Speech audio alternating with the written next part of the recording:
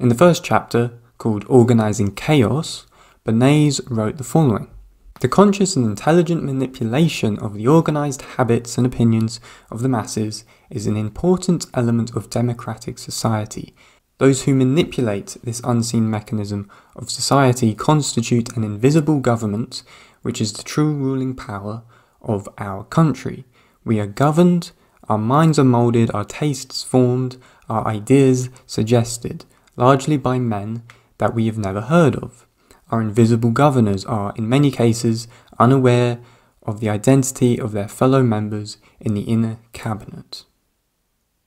Whatever attitude one chooses to take towards this condition, it remains a fact that in almost every act of our daily lives, whether in the sphere of politics or business, our social conduct or our ethical thinking, we are dominated by the relatively small number of persons, a trifling fraction of our 100 arid 20 million, who understand the mental processes and social patterns of the masses.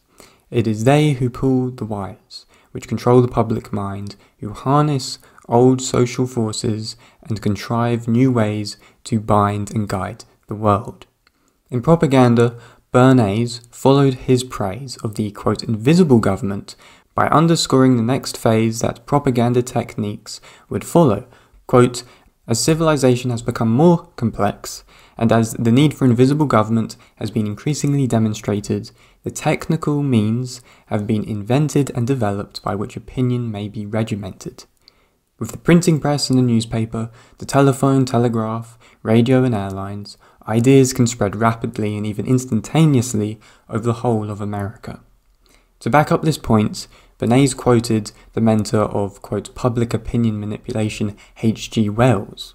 He cited a 1928 article in the New York Times in which Wells welcomed, quote, modern means of communication for, quote, opening up a new world of political processes, and for allowing, quote, the common design to be, quote, documented and sustained against perversion and betrayal. For H.G. Wells, the advent of, quote, mass communication leading up to television meant fantastic new paths for social control beyond the wildest dreams of the earlier mass manipulation fanatics of the British Fabian Society.